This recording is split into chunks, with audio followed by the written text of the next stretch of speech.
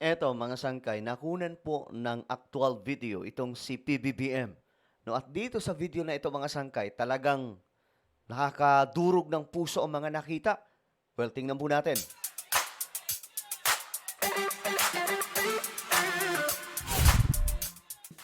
Yo guys, what's up? This is me. I'm back for another content, another vlog today. At ito nga po mga sangkay, huling-huli po sa camera ang ating presidente. At sa video na ito mga sangkay, nakakaluha, nakakaiyak yung mga mawi-witness nyo, makikita ninyo mga sangkay. Alright? Kung ano yan, tingnan natin. Anyway, bago tayo magtuloy-tuloy, sa mga hindi pa po dyan nakakapag-subscribe, yan po, tayo ay 1.55 million subscribers na. Parami po tayo ng parami.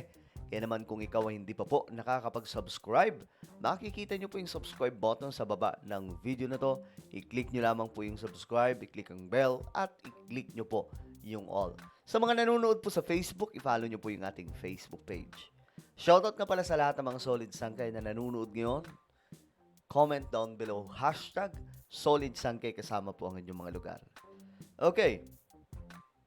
Ito nga mga sangkay ang nangyari.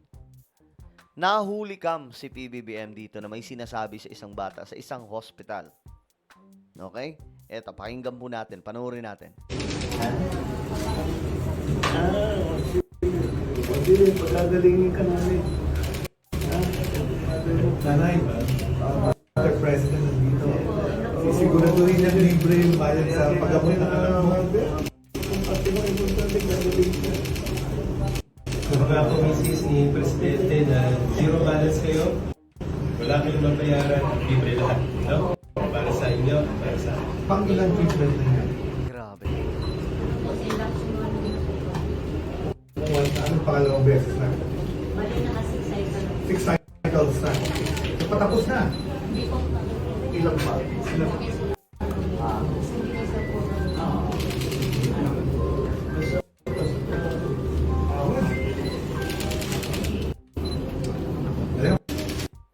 Grabe, no? Sabi ng Pangulo, tinanong niya yung bata kung ano yung nararamdaman niya. Sabi ng Pangulo, nagsabi yung bata, sabi ni BBM, pagagalingin ka namin. In-encourage ni BBM yung bata. Tingnan nyo, ha? Hindi, pagkagalingin ka namin. Grabe, no? Mula sa Pangulo, pagagalingin ka namin. Alam nyo kasi ano meron ngayon? Meron pong tinatawag na Zero Balance Billing Program si BBM. Eto guys, sobrang nakakagulat to. Kita nyo mga sangkay, wala na pong babayaran yung mga pasyente dito. Tingnan nyo, magugulat si nanay dito. Nanay, Mr. President nandito. Sisiguraduhin na libre yung bayad sa pag-abot ng anak mo. Grabe. So, sabi dito, sisiguraduhin ni BBM na libre na ang babayaran. Wala na. Wala nang babayaran, mga sangkay. Kita nyo ang nangyayari ngayon? Nakakatuwa na ito na po yung polisiya o isa pong programa ng pamahalaan. Hindi po yan nangyari sa ibang mga presidente. Pambihira. Ngayon lamang po yan mga sangkay. Ayan po, sabi ni PBBM dito.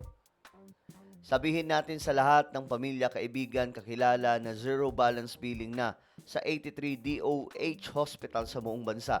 Libre ang gamutan kaya huwag na kayo magdalawang isip, magpatingin o magpagamot dahil sagot na ang bill ninyo. Ayan o. Sino mag-aakala? Guys, never po yan nangyari. Never po yan nangyari. Kaya nga po, hindi ko na mapakita dito, pero may isa pong video, no, na kung saan, itong mga pasyente, tuwang-tuwa nila, grabe yung saya nila, nung nalaman nila na wala na silang babayaran. Diba, mga sangkay? Ganyan po ka lupit ang gobyerno natin ngayon, sa totoo lang. At ito hindi lamang sa mga bata, nakakadurog ng puso to na malaman na ang presidente natin siya na po yung nagbabayad sa mga babayaran nila sa hospitals. Lahat ha. Isipin nyo, sa ano pa lang mga sangkay, dito pa lang sa East Avenue. Mayroong 2,000 mahigit na mga pasyente. Sa isang araw lang na yun mga sangkay, yung bayad na. Walang binayaran. Pagtingin nila doon sa cashier, wala na silang babayaran. Ganyan po katindi. Kahit 500,000, 1 million ang babayaran mo, sagot na po ng gobyerno. How come guys na nangyayari ito? Ito lamang po yung tao, mga sangkay na nakagawa niyan. Walang iba. Si BBM lang. Kaya nga sabi ko sana i-extend natin si BBM. No? Kasi kung ganito pala ang ginagawa niya sa ating bansa, bakit hindi natin i-extend? 'Di ba? Ito, panoorin natin yung video mga sangkay. Si Pangulong Bongbong Marcos sa East Avenue. Bumisita si Pangulong Bongbong Marcos sa East Avenue Medical Center sa Quezon City para tiyaking nasusunod ang utos niyang zero balance billing sa mga pampublikong ospital. Live mula sa TV5 Media Center, nangunguna sa balita si Maricel Alili. Maricel, kumusta ang pagpapatupad ng programa? Gigi, so far, maayos naman daw yung pagpapatupad nitong zero balance billing at ayon yan mismo kay Pangulong Bongbong Marcos matapos niyang personal na inspeksyonin itong East Avenue Medical Center kaninang umaga. Sabi nga ng Department of Health kung susumahin daw umaabot na ng mahigit 2,000 pasyente yung na-discharge dito lamang sa East Avenue Medical Center na walang binayaran. You see that guys? You hear that? Narinig nyo? 2,000 mahigit walang binayaran.